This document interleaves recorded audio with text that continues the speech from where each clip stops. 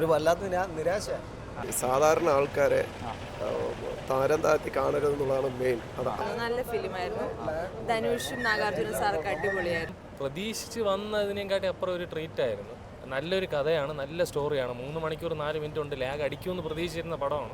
ശേഖർ കമൂല സംവിധാനം ചെയ്യുന്ന ധനുഷ്, നാഗാർജുന, രശ്മിക മന്ദന തുടങ്ങിയ നീണ്ട താരതമ്യം നിൽക്കുന്ന തമിഴ് ചിത്രം കുബേര എന്ന റിലീസാണ്. സിനിമയോടൊന്ന് സിനിമയുടെ പ്രശ്നം ചോദിച്ചു നോക്കാം.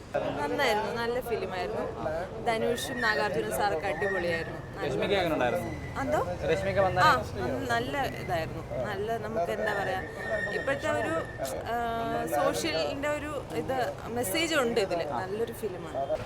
സാധാരണ ആൾക്കാരെ താരം താഴ്ത്തി കാണരുതെന്നുള്ളതാണ് മെയിൻ. അതാണ് അതിൻ്റെ മൊത്തത്തിലുള്ള ഒരു ഉള്ളടക്കം. പക്ഷെ പൊടിയാണ്. ധനുഷ് എങ്ങനെ ഉണ്ടായിരുന്നു? ധനുഷ് സെറ്റ്. രശ്മികയ്ക്ക് റോളുണ്ടോ? ഫീമെയിൽ റോളായിട്ട് വരുമ്പോൾ റോളുണ്ട്, കുഴപ്പമില്ല, അടിപൊളിയാണ്. അല്ലാതെ പ്രത്യേകിച്ച് നെഗറ്റീവ്സ് എന്ന് പറയാനായിട്ട് അങ്ങനെ ഒന്നുമില്ല. ഈ 3 മണിക്കൂറുള്ളതിൻ്റെ എന്തെങ്കിലും ലാഗോ കാര്യങ്ങളോ എന്തെങ്കിലും?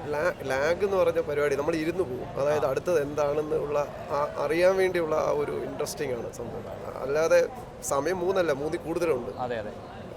പക്ഷെ കൊള്ളാം, നമ്മളിരുന്ന് ഇമോഷൻ ആണോ? നല്ല ഇമോഷണൽ.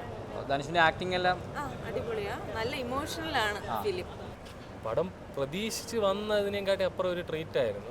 നല്ലൊരു കഥയാണ്, നല്ല സ്റ്റോറിയാണ്. 3 മണിക്കൂർ 4 മിനിറ്റ് കൊണ്ട് ലാഗ് അടിക്കുമെന്ന് പ്രതീക്ഷിച്ചിരുന്ന പടമാണ്. പക്ഷേ അതിൻ്റെ സ്റ്റോറിയാണ് ഡിഫറൻറ്റ്. നമ്മൾ ചില എല്ലാ പടങ്ങളും ഇങ്ങനെ ഇരിക്കത്തില്ല. ചുമ്മാ നല്ല സ്റ്റോറി എന്ന് വെച്ച് കഴിഞ്ഞാൽ നല്ല സ്റ്റോറി.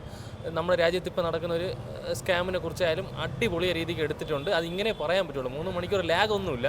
നമുക്ക് ആ എന്താണ് കഥയെന്നുള്ള ഇതിൽ നമുക്ക് നോക്കിയിരുന്ന് പോകും. ഓരോ സീൻസും എമോഷണലൊക്കെ അടിപൊളിയായിട്ടാണ് വർക്കായിരിക്കുന്നത്.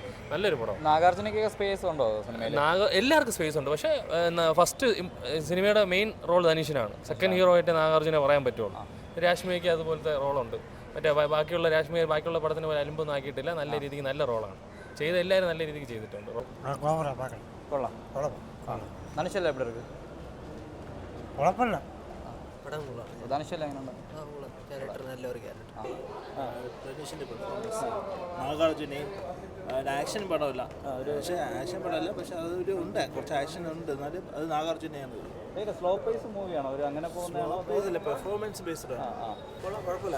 ധനുഷ് എങ്ങനെ ഉണ്ടായിരുന്നു? ധനുഷ് ആക്ടിങ് സൂപ്പറായിരുന്നു. നല്ലതായിട്ട് അഭിനയിച്ചു. പക്ഷേ ഒരു സ്ലോ ആണ്. സ്ലോ ആണ്. ശരിക്കും പറഞ്ഞാൽ ധനുഷിന് ഒരു ഹീറോയിസം, മാസ് ഹീറോയിസം ഒന്നും കാണിക്കാനുള്ള ഒരു ഒന്നുമില്ല, ഇതൊന്നും അതിനകത്തില്ല.